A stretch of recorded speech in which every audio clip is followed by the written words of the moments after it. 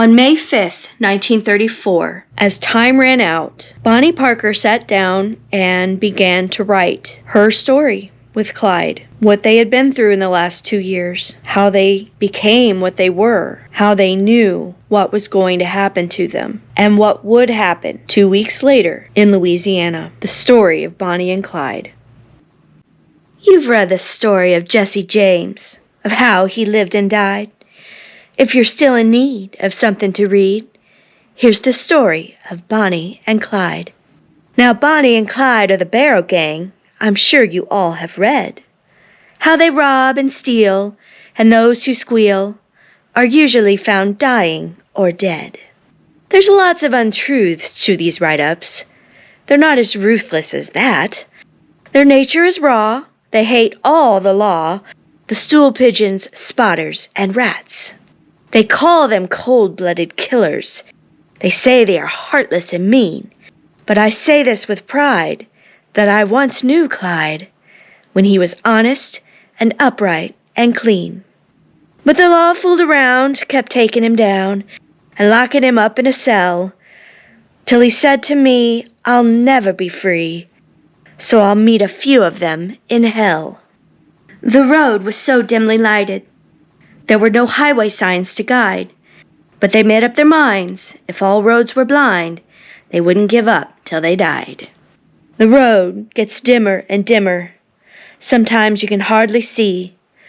Still it's fight, man to man, and do all you can, for they know that they can never be free. If they try to act like citizens and rent them a nice little flat, about the third night they're invited to fight by a submachine gun rat-tat-tat-tat. If a policeman is killed in Dallas, and they have no clues for a guide, if they can't find a fiend, they just wipe the slate clean and hang it on Bonnie and Clyde. 2 crimes have been done in America, not a credit to the Barrow mob, for they had no hand in the kidnapping demand or the Kansas City depot job. A newsboy once said to his buddy, I wished old Clyde would get jumped. In this awful hard times, we might make a few dimes if 5 or 6 laws get bumped. The police haven't got the report yet. Clyde sent a wireless today, saying we have a peace flag of white. We stretch out at night. We have joined the NRA. They don't think they are too tough or desperate. They know the law always wins. They have been shot at before, but they do not ignore that death is the wages of sin. From heartbreak some people have suffered. From weariness some people have died. But take it all in all, our troubles are small till we get like Bonnie and Clyde. Someday they will go down together, and they will bury them side by side.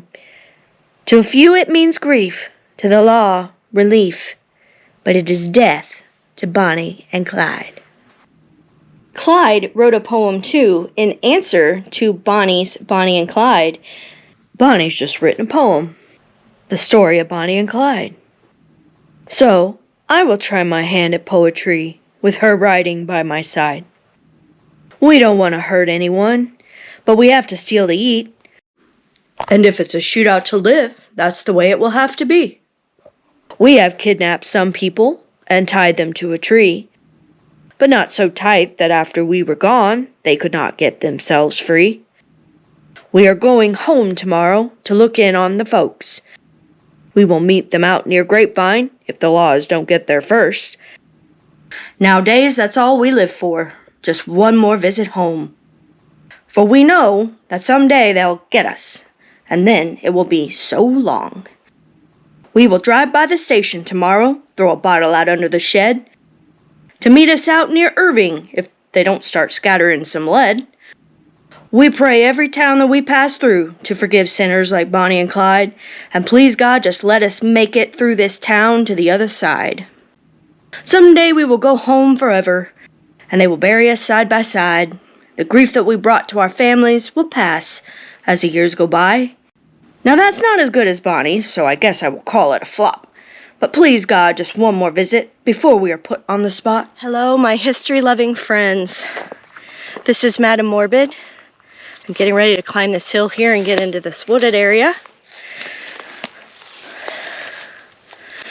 I'm in Gibsland, Louisiana, or outside Gibsland, Louisiana, on Highway 154. And I'm walking through a spider web. Ew! Okay. I'm going up here to where the ambushers were sitting, waiting for Bonnie and Clyde on May 23rd, 1934. But before we get into specifics of the ambush, let's look at the last few months. The end started with the raid on Eastham Prison. It's probably the biggest mistake Clyde ever made because it ticked off the wrong people, specifically Lee Simmons of the Texas prison system. It embarrassed him. Because of this, he decided the gang had to be stopped at any cost. And probably the only way to do it is to specifically hire someone to focus only on catching them. 6 police officers had been killed, including a guard at Eastham during the breakout. It took that poor man 10 days to die.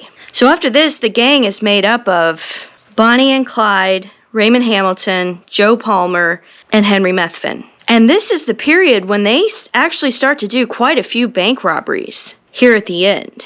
They do a couple in Iowa. They do one in Potah, Oklahoma. In February, Raymond brings his girlfriend in, Mary O'Dare. Mary O'Dare is awful. Nobody likes her. She is described as a literal prostitute. She was hitting on other members of the gang when Raymond wasn't looking, Henry Methvin specifically. Raymond wanted to give her a cut of the spoils. She was annoying. She was tacky.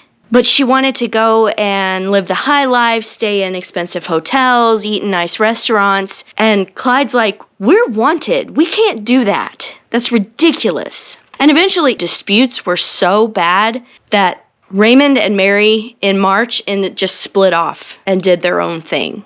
They lose Joe Palmer at Grapevine.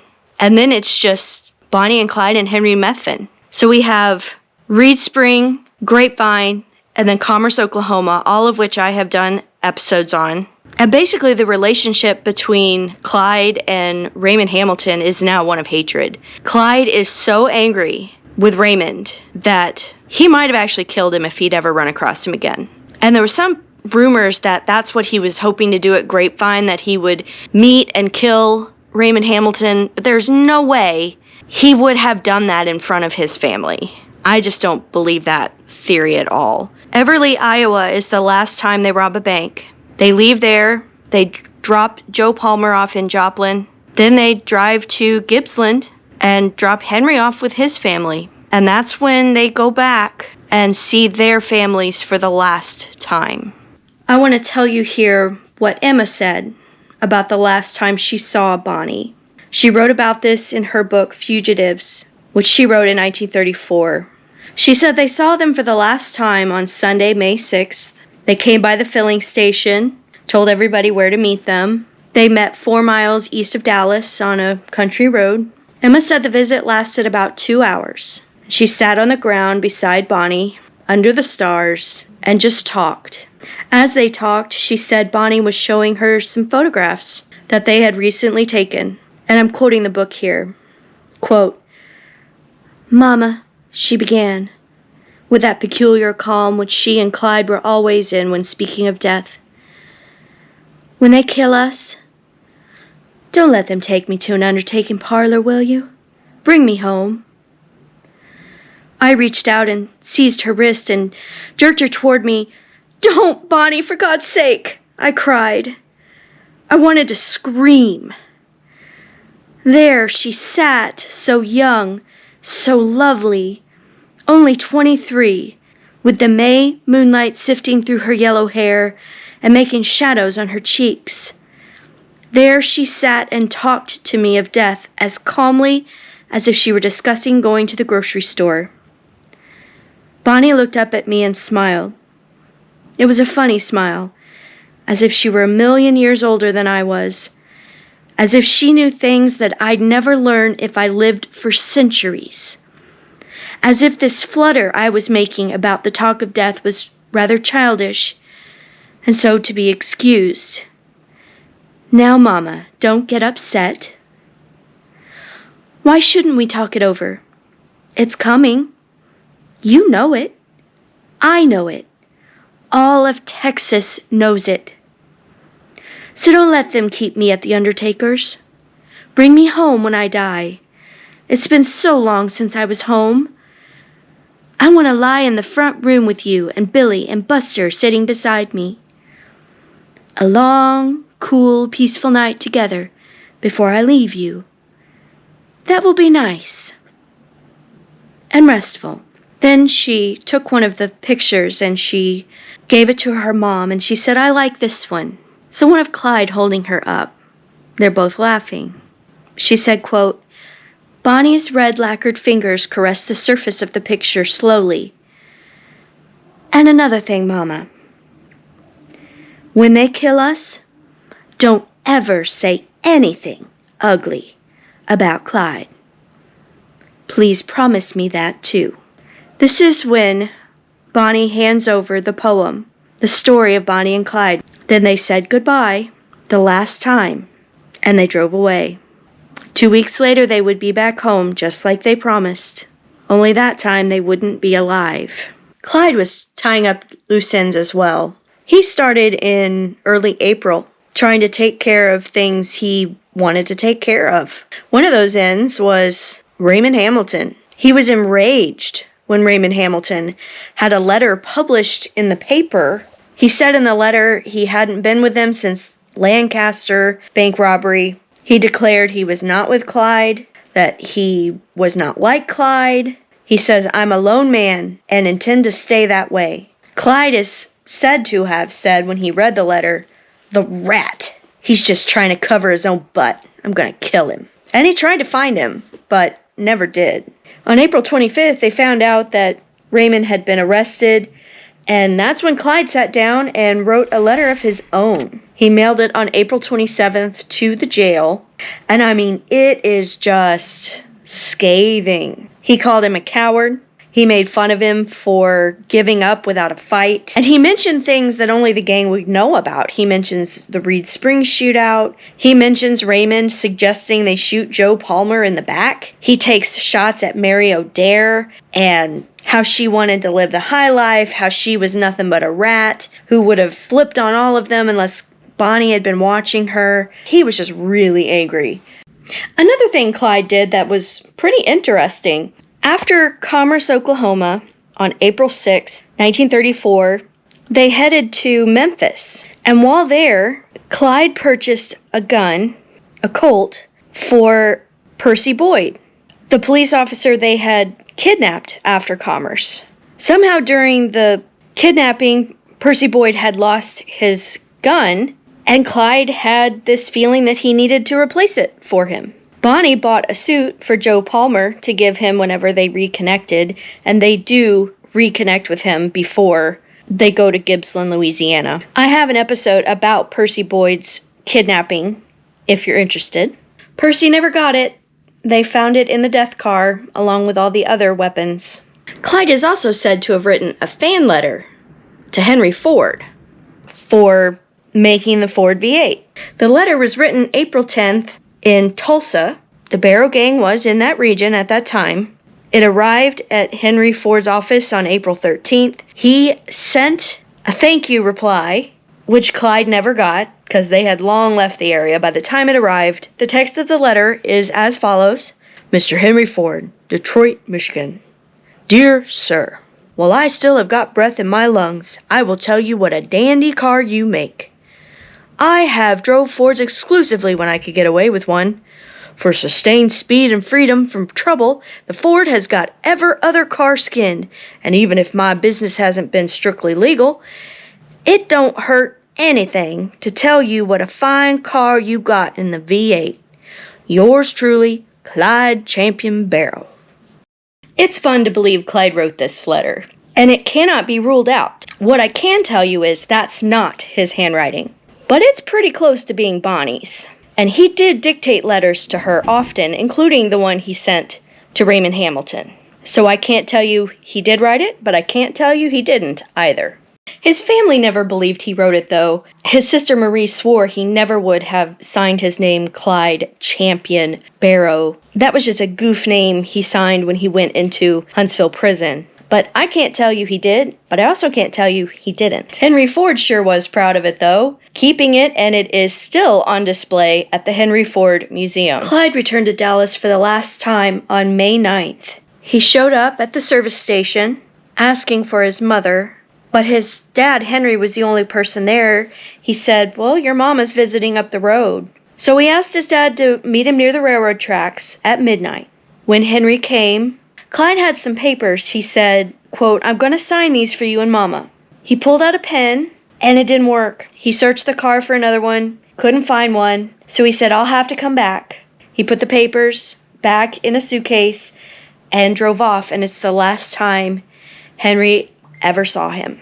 The car in which Bonnie and Clyde would be killed in was stolen on April 29th, 1934, from a driveway at 2107 Gabler Street in Topeka, Kansas. As it sat in the driveway of Ruth and Jesse Warren, there were 1,243 miles on the odometer. Ruth had just mentioned to a neighbor that since it had, quote, gone 1,243 miles, now we can step it up. Back then, you had to break in the engine before you could really see what it could do.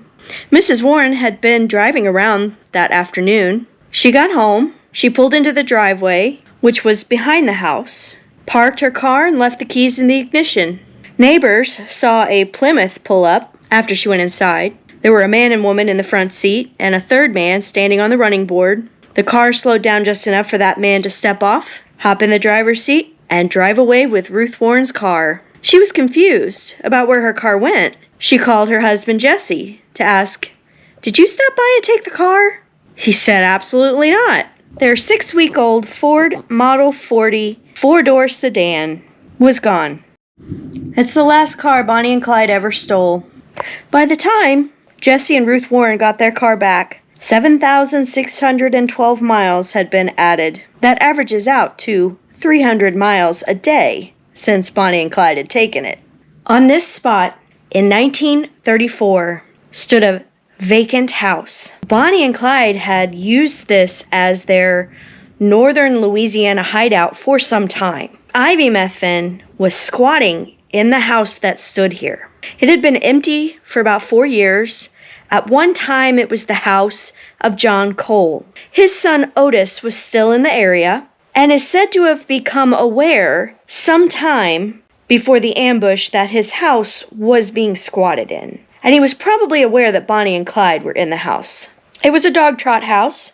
There were chimneys on either side of the dwelling. There would not have been running water. There would not have been electricity. When living here, Bonnie and Clyde were bathing in streams. They had to go out to get food. Clyde tried to give it some legitimacy, though. He was pretending to be a lumberman with his wife, partially as a thank you and partially to further this ruse along. Clyde had purchased Ivy Methvin a Model A logging truck. I don't think anybody in the area was buying this ruse. I think most people knew who they were. A lot of towns that they hid out in, the people knew who they were and actively protected them in some cases. The last time they arrived at this house was May 21st. They came here with Henry. They didn't intend to stay for long, and Clyde thought nothing of it when Henry went off with his parents for a few hours. After all, Clyde loved his family. He thought of family as extremely important and would not have had a thought about Henry going off and spending time with his family. When Henry got back, they drove 45 minutes to Shreveport. They stopped by the Majestic Cafe, and Henry went inside to get dinner. But while Henry was in there, the story goes that Clyde saw a police car, got spooked, and drove off, leaving Henry by himself inside the diner. Henry is said to have calmly stood up from the counter, left the food there, and walked away. You see, this separation was probably planned on Henry's part. Maybe even the police who spooked Clyde were part of the ruse. We don't really know that. Maybe it was just a useful coincidence for Henry. But the Methvins had been working for some time on a deal to turn on Bonnie and Clyde. As early as February, the police who were in charge of tracking them down, which included Frank Hamer, a former Texas Ranger who was hired in a specific position within the Highway Patrol, whose only duty was to track Bonnie and Clyde and end them, whether that meant catching them or killing them. Working with him were 2 Dallas police officers, Bob Alcorn and Ted Hinton, both of whom were somewhat familiar with them, even on personal terms. Bob Alcorn knew Clyde very well and could recognize him at first glance. Ted Hinton knew Bonnie better. Bonnie had been his waitress on a regular basis at a cafe he used to frequent years before. He is said to have had quite a crush on her, and what ended up happening to her seems to have haunted him the rest of his life. Hamer also recruited Manny Galt. He had served on the Rangers with him, and in addition to liking him and finding him easy to work with, Manny had fallen on hard times, like much of the country, and really could use the money. Frank was not doing this for money. He didn't need it. He was doing this out of a sense of right and wrong and putting an end to this once and for all. Knowing that Methvin was with the gang and that his parents wanted to work with the police, they headed to Gibsland to speak with Bienville Parish Sheriff Henderson Jordan. Jordan provided one of his deputies, Prentice Oakley, to be part of the 6-man team. They managed to locate the hideout and quickly were forced to rule out ambushing them at the house, due to the fact that neighbors were close enough that stray bullets could enter other dwellings and hurt someone. It had happened before. They didn't want it to happen again. They had also learned from a botched ambush attempt earlier that Thompson machine guns were not adequate to pierce the body of a Ford V8. So the men would all be armed with Browning automatic rifles and shotguns. They ended up deciding on a spot on the highway. It's now Highway 154, which was on the way to the hideout between Gibsland and Cialis, probably saying that wrong, sorry, Louisiana, which is where the hideout was located, near that town. In order to lure them to this hideout, they needed to separate Henry from them, because they knew the plan was, if they got separated from Henry, they met up at this house. And on May 21st, that's what they successfully did at the Majestic Cafe, where Henry was abandoned by the gang. We're about to get into the ambush now. If you're still watching this, it probably means you like it, so please go below and hit the thumbs up for me. And subscribe if you haven't. Now back to our story. When Bonnie and Clyde got to the hideout the night of May 22nd, they hoped to find Henry at the house. He wasn't there. They had their last night alive in this house. The next morning they planned to drive to Gibsland, get breakfast, come back to the hideout, and hope that then Henry would be there. They hadn't seen Ivy either. Bonnie and Clyde got up early that morning.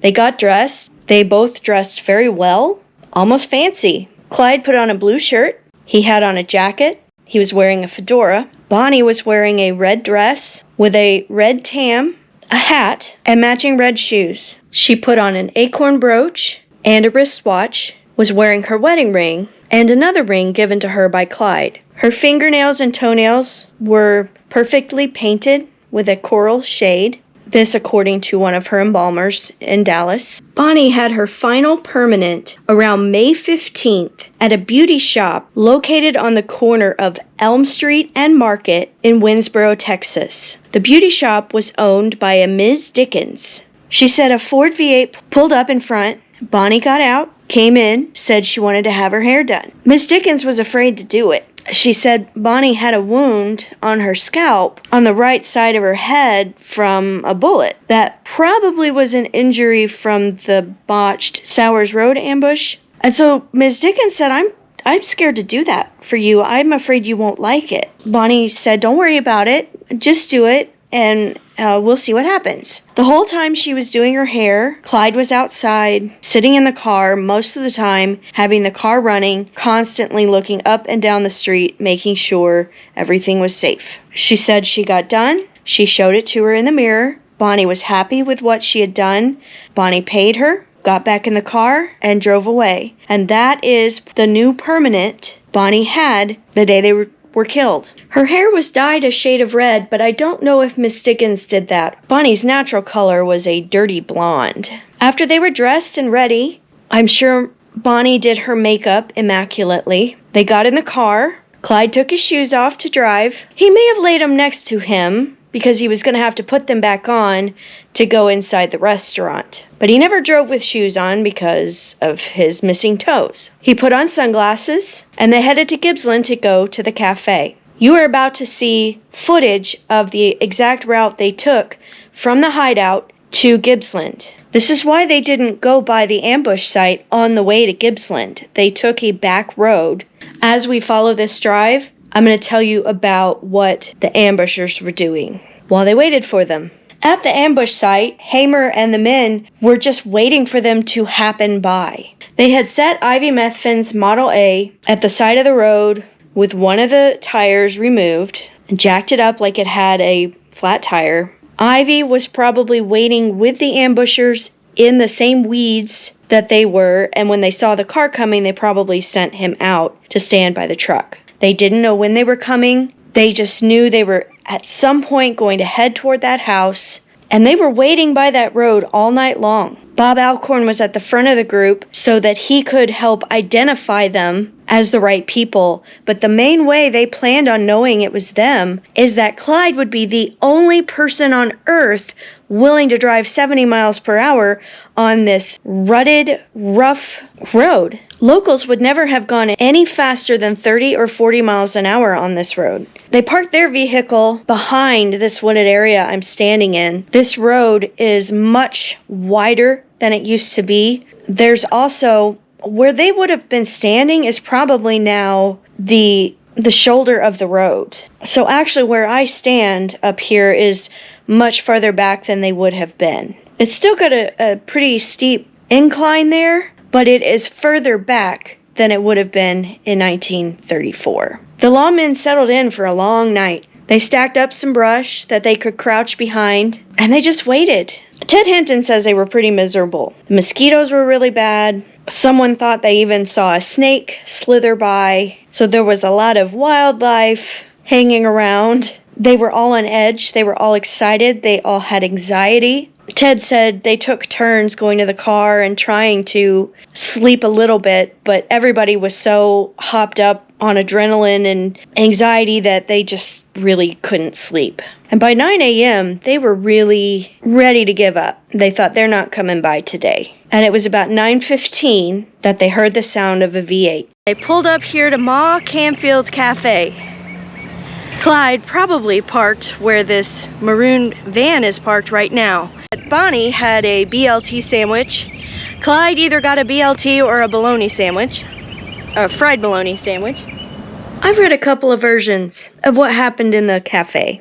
In one book, it's theorized that Clyde left Bonnie in the car to save time, because it would have been a bigger hassle to get her in there with her busted leg than just going in himself and buying them to go. But in John Neal Phillips' book, he says they got there around 8, they went in and had donuts and coffee, then they bought the sandwiches and took them with them to go for lunch later on. I'm not sure what to tell you about that, except to say there's two different versions. I think in general, John Neal Phillips is considered the best, at least according to Bonnie's niece. Their hunger satisfied, they got back in the car. Clyde took his shoes off, threw them in the back seat. Bonnie had discarded her tam in the back seat. Clyde had his hat on. He put on sunglasses. On his left-hand side by the door, he had a 20-gauge shotgun. On his right-hand side, between him and Bonnie, propped upright in the floorboard, where he could easily grab it, was a 16-gauge shotgun. Any gun in the car would have been Clyde's. Bonnie was mostly the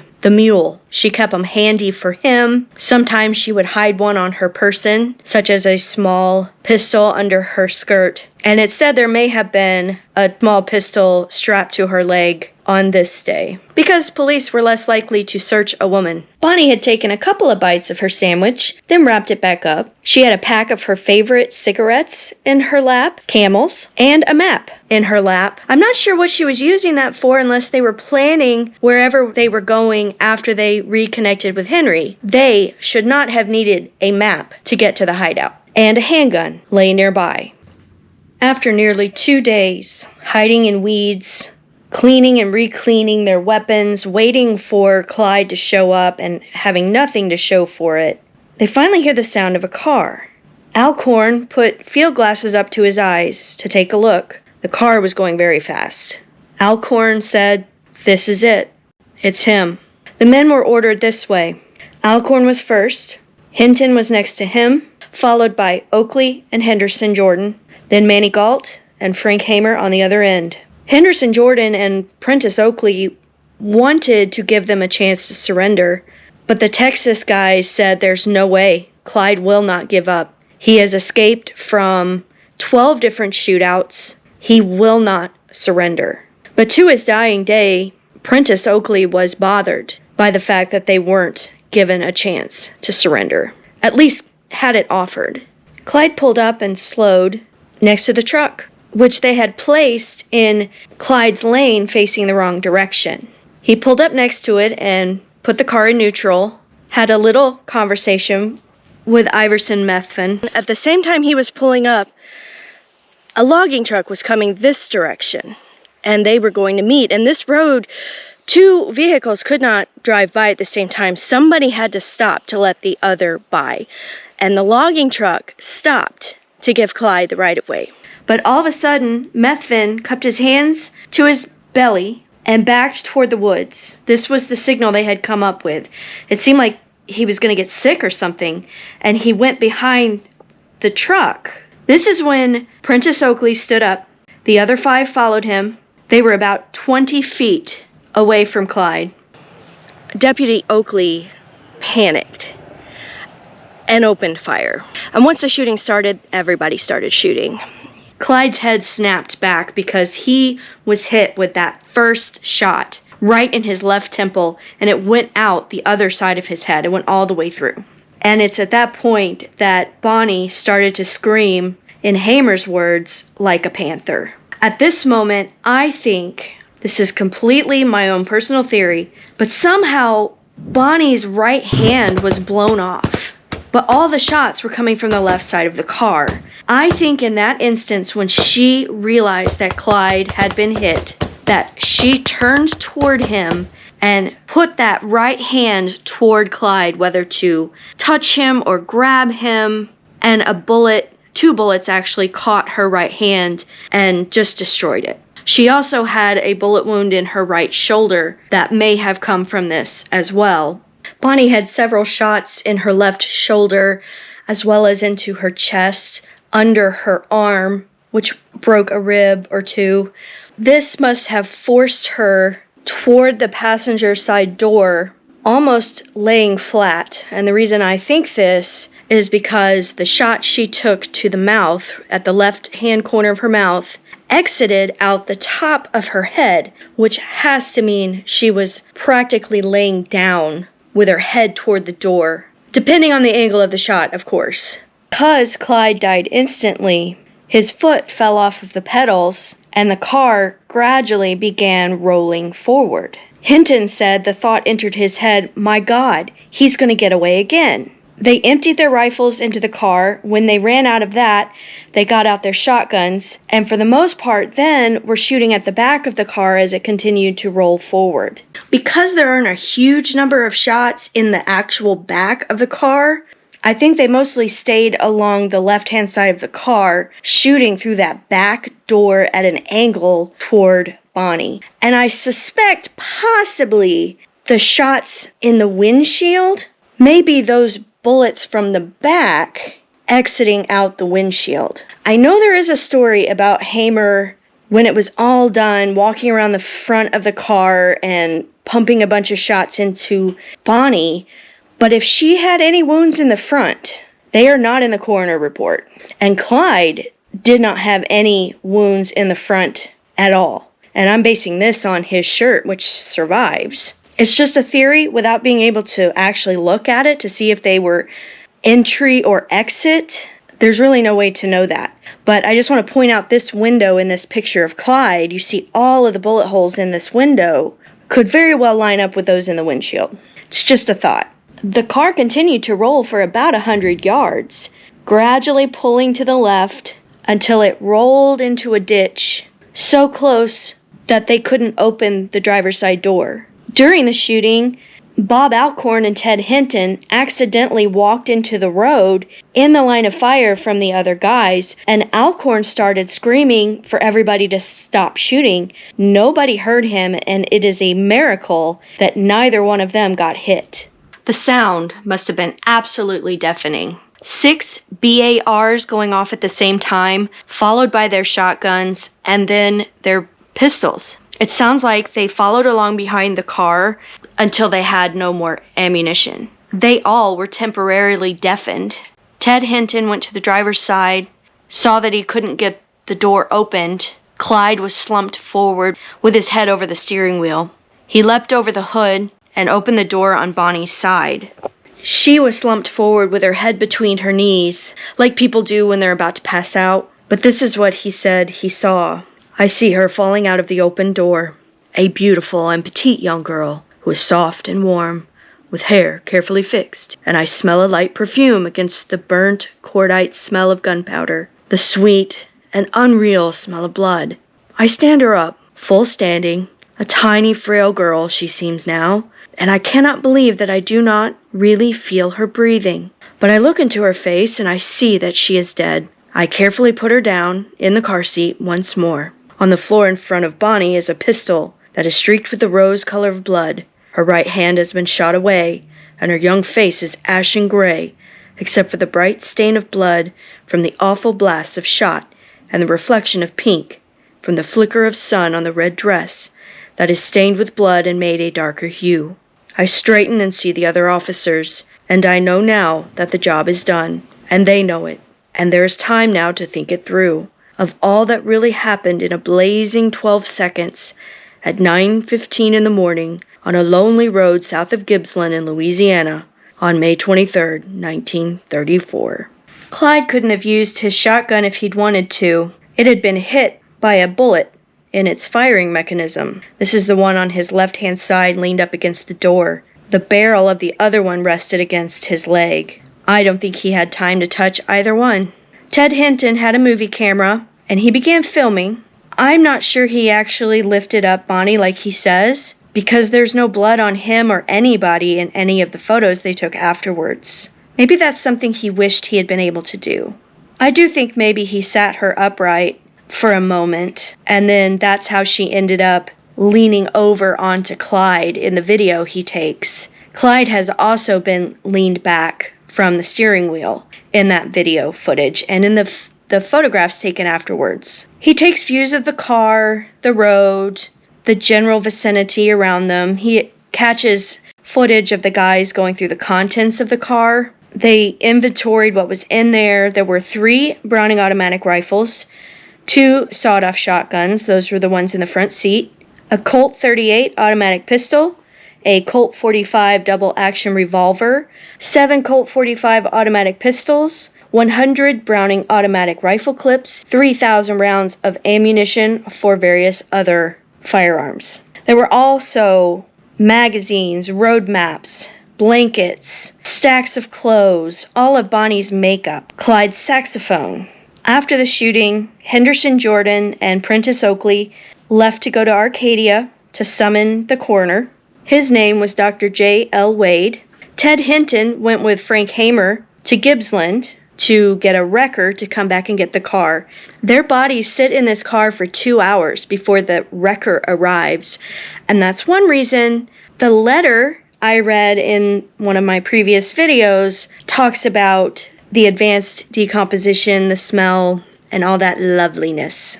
While they're there, that's when they go to this filling station to make a phone call. Frank Hamer called Lee Simmons on this exact telephone that is in the Ambush Museum. Here was a telephone. You can see the marks here. And I just saw the telephone in the museum. And Frank Hamer came here and he went to this telephone. He called Lee Simmons. He said, "It's over. We got them. None of the police were injured. And we're going to take their bodies to Arcadia and we will be there soon." A local man named Mert Davis overhears this call. He goes and tells all of his friends, and they pile into 4 different cars and head to the site to do some gawking and souvenir hunting. When Davis got there, he said the passenger door was open, and there were a handful of people standing around. He moved in, and the officers closed the door. And then someone else opened it, and the officers ordered them to shut it, and it wouldn't shut successfully, and they figured out that Bonnie's hand had fallen into the way. This is the hand that had been shot, and the lawman had to shout at them, "Stop!" He comes in, he puts her hand back in her lap, and they close the door. By the time the coroner got there, he could hardly even get in. There were cars everywhere, there were pedestrians. Souvenir hunters had been chipping away at trees, trying to dig bullets out of them. Almost all of the glass on Clyde's side of the car had been taken. People were taking shell casings. They were going through the shrubbery, looking for bullet fragments, anything they could find. People were already starting to cut off pieces of clothing, Bonnie's hair. By the time they got to Arcadia, her hair had just been hacked to pieces. And they had to grab and restrain a man trying to cut off Clyde's trigger finger and his ears. The wrecker moved in, backed up the rig, hooked the car up. Police vehicles followed behind the wrecker, followed by 200 local cars and trucks. Sheriff Jordan had this fabulous idea. Let's have the wrecker, quote-unquote, break down in front of the elementary school so that all the little school children can learn what happens when you are naughty. After Bonnie and Clyde died, they towed the car right back the way Bonnie and Clyde had come, and they came right by this school. The elementary school is in the same place. This is not the same building. The kids had absolutely no idea what they were running out to see. Polly Palmer was 12 years old when this happened. She thought maybe it was lunchtime. She just ran out with the other kids. She didn't know what they were going to see, something about bandits from Texas. She'd never heard of Bonnie and Clyde. She just followed along after her fellow students. She was one of the first to reach the car. She didn't even have a thought in the world about what she was getting ready to see. She jumped up on the running board on Bonnie's side of the car to find herself just inches from the face of Bonnie Parker. She had nightmares for years after this. And she said, quote, "I wish I had never gone out to that car. It still bothers me." She would have been having this interview as an elderly woman. Apparently, some kids were so traumatized by what they saw. The stories around here are that some people even left Gibsland for good. I think what Henderson Jordan did to those children is unspeakable. It took quite a while for them to get to Arcadia, and by the time they did, 16,000 people had swarmed into the streets of Arcadia outside Conger's furniture and funeral home, which was the destination of the wrecker, and to get a glimpse of the corpses inside the car. It was about 11:30 when they got there, so it took a little over 2 hours. The sun was blazing hot. I thought it was quite hot when I was there for the festival, May 26th and 27th, just a few days later. The smell must have been unbelievable. The undertaker was Boots Bailey. They had to force their way through the crowd to get to the car. There are photographs of them removing the bodies via a stretcher to the back room of the furniture store. A local who was watching all of this, Dewey Kendrick Sr., he had driven from Gibsland to witness this. He reported that when they opened the door, Bonnie's leg slipped limply to rest on the running board, and he couldn't believe how tiny her foot was. She wore a size 4, I believe. Clyde wasn't much bigger. He was only 5'7". Kendrick said that Prentice Oakley told him that Bonnie and Clyde were not warned. He said, quote, "The lawman just reared up and let him have it. I know they were outlaws and killers, but I just think they should have gotten a better deal than that. They should have been given a chance to give up," unquote. Someone tried to take the wedding ring off of Bonnie's finger. They were tugging at the fingers that remained on the damaged hand. And when they took Clyde out, someone yelled, quote, "God damn! He was nothing but a little bitty fart." None of the family was notified by any official individual. Emma found out that her daughter, Bonnie, had been killed by a phone call from a Dallas reporter. She dropped the phone and screamed when given the news. Clyde's sister Marie got the news by listening to the news on the radio. She drove home to the service station. Kimi could not bring herself to go. Buck had died far too recently for her to bring herself to do it again, to go and look at him dead. So Henry went by himself. Because his car was not very reliable, he got a ride from a friend. He arrived to the mob swarming around trying to get a glimpse of his dead son. People had flooded into the store. They were trying to climb stacks of caskets to get a look over the partition between the embalming room and the sales floor. Dr. Wade, who had to put together the coroner inquest, was being so inundated by this crowd and this circus atmosphere, he barely got it out, and his handwriting is almost illegible. There is evidence that all of the men felt guilt over what happened to Bonnie. I don't think anybody questions that Clyde deserved what happened to him.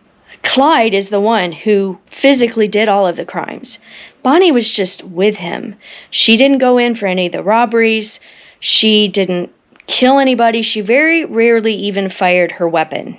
And it just bothered them.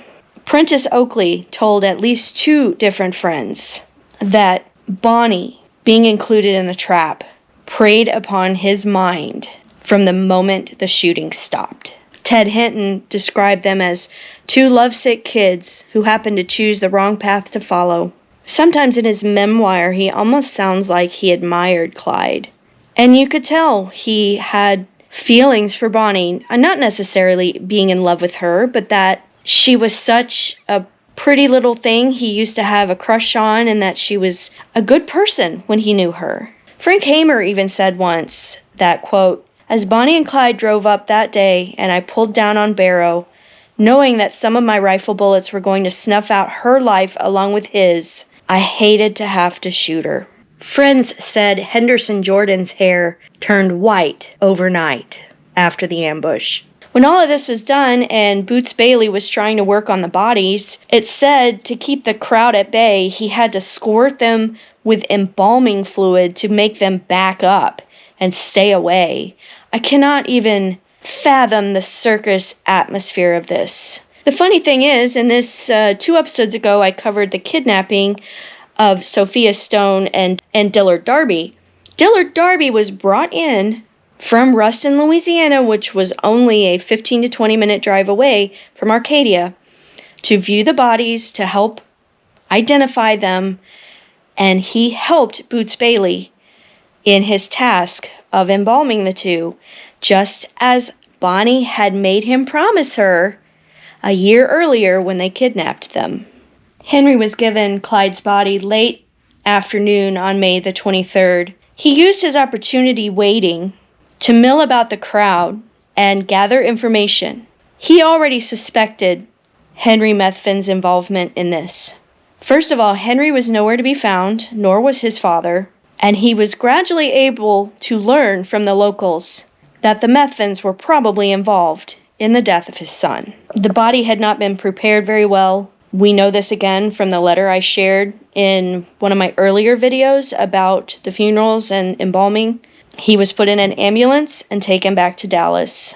Bonnie's brother, Buster, came on their family's behalf, but he didn't arrive until 10 p.m. because of a mix-up in Acadia, Louisiana versus Arcadia. He went to the wrong town. He described Conger's funeral home as looking like a herd of cattle had stampeded through it. There were footprints all over the furniture. Fabric was marred and torn.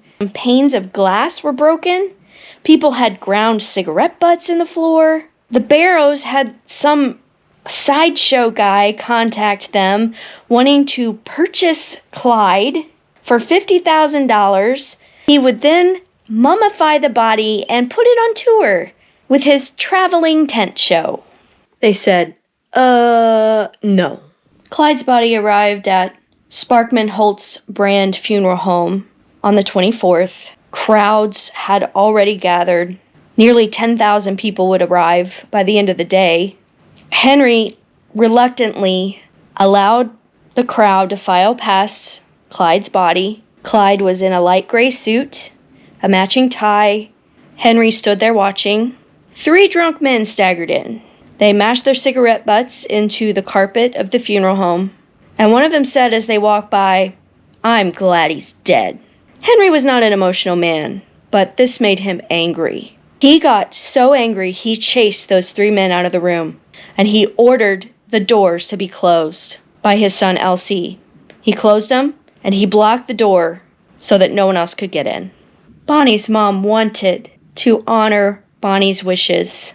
She wanted to have the funeral at their home, but unfortunately, the crowds and the mobs didn't allow that to be possible. They would have descended on their home and torn everything up. So even though she didn't want to, Emma had the funeral at the McCamey Campbell Funeral Home, which is no longer standing. She was on display for the crowd, like Clyde. As many as 20,000 people filed past to view her in that 24-hour period.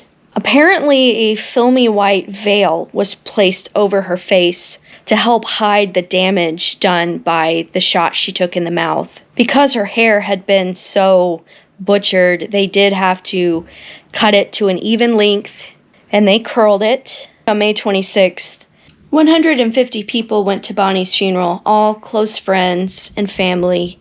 Texas Rangers, Tarrant County deputies, and other officers were there, partially because Bonnie's sister Billy was there from jail because she had been arrested and charged with the murders of the Grapevine police officers, which was complete bunk.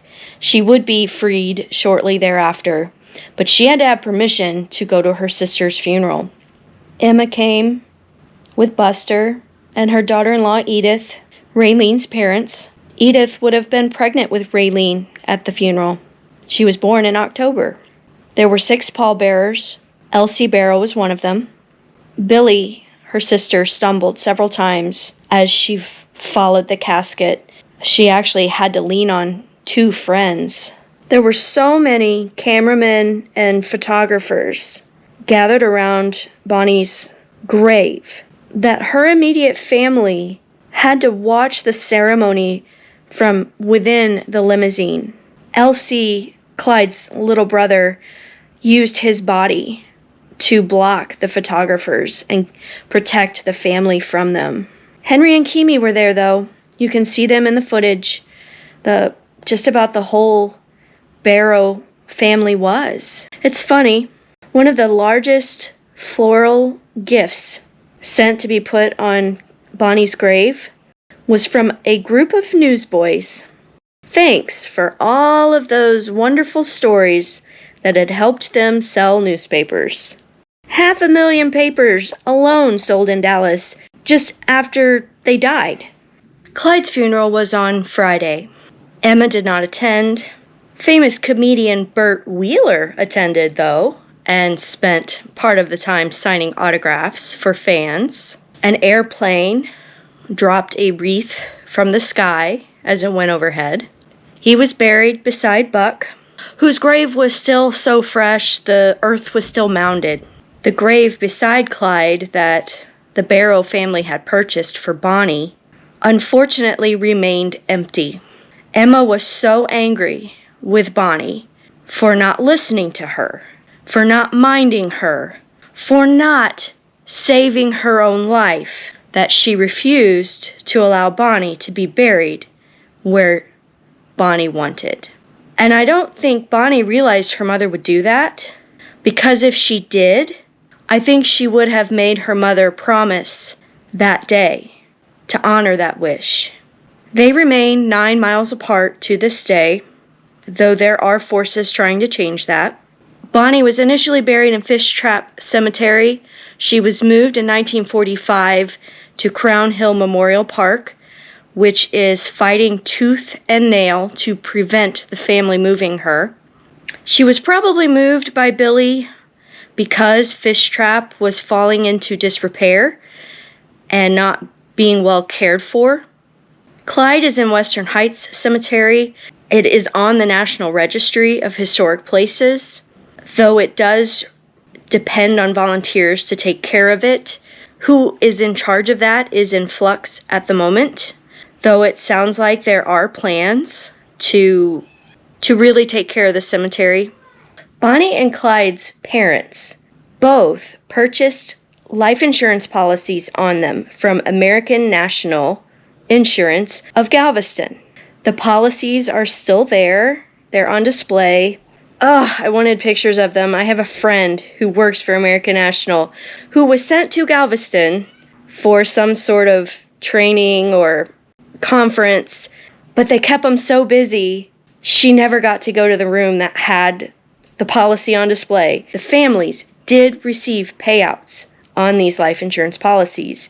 Because of it, they actually changed their policies to where if you were killed because of a criminal act you were doing, then you didn't get the payout. Now, the only thing I will say is, technically, Bonnie and Clyde were not committing a crime when they were killed.